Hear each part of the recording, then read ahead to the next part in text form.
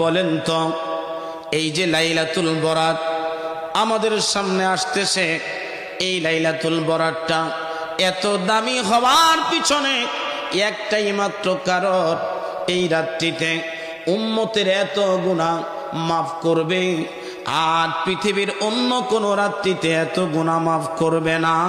এই জন্য এই রাত্রটা উম্মতের জন্য দামি।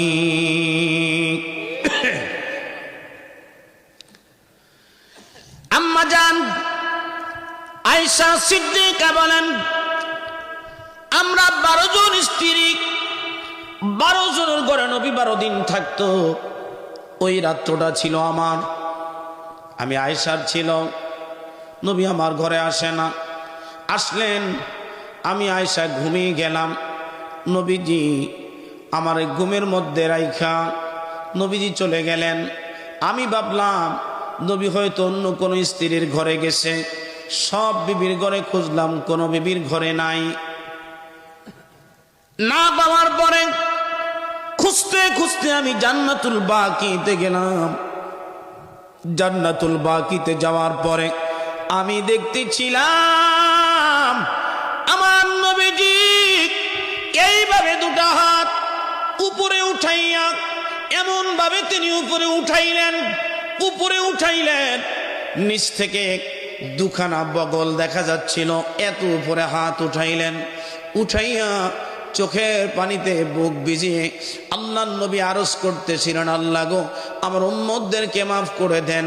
আম্মা জান বলেন, আমি নিজেও হাত তুললাম, দোয়া করলাম।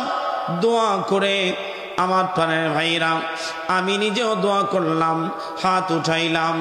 মোনাজাত শেষে নবীজি বললেন, আয়েশা রে, আপনি কি মনে করেছেন রহমতের নবী আল্লাহ এবং আল্লাহ রসুল আপনার উপরে জুলুম করেছে? বলে, ইয়া রাসূলুল্লাহ, আমার মা বাবা আপনার কদমে কোরবান হোক নবী গো। এই রাতের হাকিকতটা কি গো নবী, আমাকে একটু বলে দেন। নবীজি ডাক দিয়ে বলেন, তুমি কি জানো না এই রাত্র হলো নিসফু শাবান রাত্র? নবী গো, আমরা যদি নিসফু শাবান পেয়ে যাই আমরা কি করবো গো নবী? নবীজি ডাক দিয়ে বলেন, আয়েশা রে, ফাসুমু নাহারাহা, ফাসুমু নাহারাহা ওয়াকুমু লাইলাহা, ফাসুমু নাহারাহা ওয়াকুমু লাইলাহা, ফাসুমু নাহারাহা। রাত্রিবেলা তোমরা নামাজ পড়বা, দিনে তোমরা রোজা রাখবা।